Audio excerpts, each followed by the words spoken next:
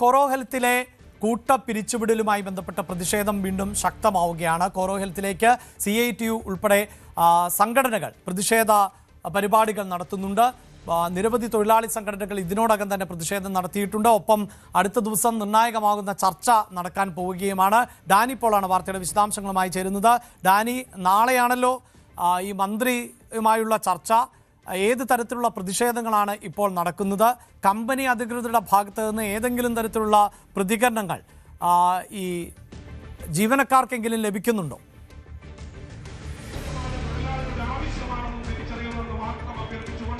അഭിലാഷ്, ഇപ്പോൾ ഈ പ്രതിഷേധങ്ങൾ വളരെ ശക്തമായിട്ട് തുടരുകയാണ്. നമ്മൾ കോറോ ഹെൽത്തിന്റെ ഓഫീസിന് സമീപമാണ്. ഇവിടെ ഇപ്പോൾ INTUC-യുടെ പ്രതിഷേധമാണ് നടക്കുന്നത്. അതിനു മുൻപ് CITU-വിന്റെ നേതൃത്വത്തിൽ പ്രതിഷേധ സമരം നടന്നു. മുൻമന്ത്രി ശിവൻകുട്ടി ഉൾപ്പെടെയുള്ളവർ അതിൽ പങ്കെടുക്കുകയും ചെയ്തു. അദ്ദേഹം പറഞ്ഞു, ഇതിൽ നാട്ടിലില്ലാത്ത നിയമങ്ങൾ സംബന്ധിച്ചാണ് ഇവരിപ്പോൾ സംസാരിക്കുന്നത്. കേന്ദ്ര നിയമത്തിന് യാതൊരു സാധ്യത, ഒരു വിജ്ഞാപനവും ഇതുമായി ബന്ധപ്പെട്ടുകൊണ്ട് സംസ്ഥാനത്ത് ഉണ്ടായിട്ടുമില്ല. അപ്പോൾ ഇത് തൊഴിലാളികളെ പിരിച്ചുവിടുന്നതിന് വേണ്ടി മാത്രമാണ് ഇത് ഇതിപ്പോൾ ഇവർ കമ്പനി ചെയ്തിരിക്കുന്നത്.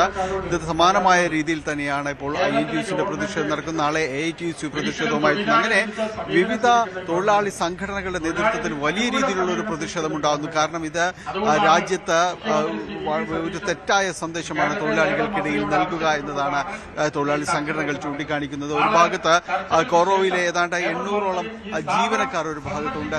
അവർ ഒരു തൊഴിലാളി സംഘടനയിലോ മറ്റു ഭാഗവാക്കല്ല. ഇന്നിപ്പോൾ ശിവൻകുട്ടി പറഞ്ഞത് IT മേഖലയിൽ CITU സംഘടന രൂപീകരിക്കാൻ ഒരുങ്ങുന്നു എന്നതാണ് പറഞ്ഞത്. കാരണം ഇങ്ങനെ ഈ ഒരു അസംഘടിത മേഖല എന്ന രീതിയിലേക്ക് രാജ്യത്തെ ഏറ്റവും തൊഴിലാളി സമ്പന്നമായ ഒരു വിഭാഗമുണ്ട്. അവിടെ ഒരു അസംഘടിത മേഖല എന്ന രീതിയിലേക്ക് പോകുന്നു. അവിടെ പല രീതിയിലുള്ള നിയമങ്ങൾ നടപ്പാക്കാൻ ഒരു ഭാഗത്ത് ശ്രമിക്കുന്നു. ഇത് അനുവദിക്കാൻ കഴിയില്ല എന്ന് തന്നെയാണ് അവർ ചൂണ്ടിക്കാണിക്കുകയും ചെയ്യുന്നത്. നാളെ മന്ത്രിയുടെ നേതൃത്വത്തിൽ ഇവിടെ ചർച്ച നടക്കുന്നുണ്ട്. അതിൽ കഴിഞ്ഞ ദിവസങ്ങളിൽ കോറോ ഹെൽത്ത് വിഭാഗം തന്നെ അവരുടെ മാനേജ്മെന്റ് തന്നെ ഹൈക്കോടതിയിലേക്ക് പോയിരുന്നു. തൊഴിലാളി യൂണിയനുകളുടെ അനാവശ്യമായ ഇടപെടൽ തങ്ങളുടെ കമ്പനിയിൽ നടക്കുന്നു. അതോടൊപ്പം തന്നെയാണ് ലേബർ വിഭാഗത്തിന്, തൊഴിലാളി വകുപ്പിന്, തൊഴിൽ വകുപ്പിന് ഇതിൽ അന്യായമായി ഇടപെടുന്നു എന്നതെല്ലാം തന്നെ ചൂണ്ടിക്കാണിക്കുകയും ചെയ്തിരുന്നു. എന്നാൽ ഹൈക്കോടതി പറഞ്ഞത് ഇത് അനുരഞ്ജനത്തിലൂടെ ഇത് അവസാനിപ്പിക്കുക, നിങ്ങളടക്കം ഈ ശ്രമങ്ങളിൽ പങ്കാളികളാകുക എന്ന് പറഞ്ഞു. അതുകൊണ്ട് ഹൈക്കോടതിയുടെ ഒരു നിർദ്ദേശം ഇപ്പോൾ വന്നിരിക്കുകയാണ്, ഇവർ ഈ ചർച്ചയിൽ പങ്കെടുക്കണമെന്നത്.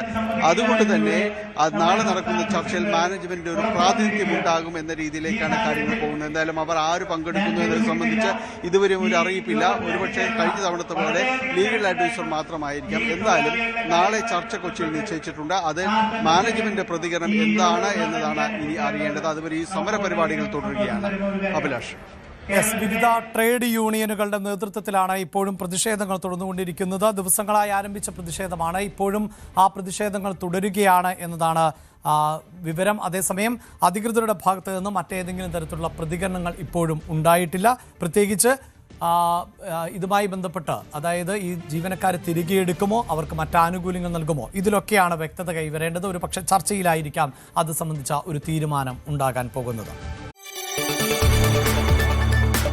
കൂടുതൽ വാർത്തകൾക്ക് News 18 Keralam YouTube channel subscribe ചെയ്യുക.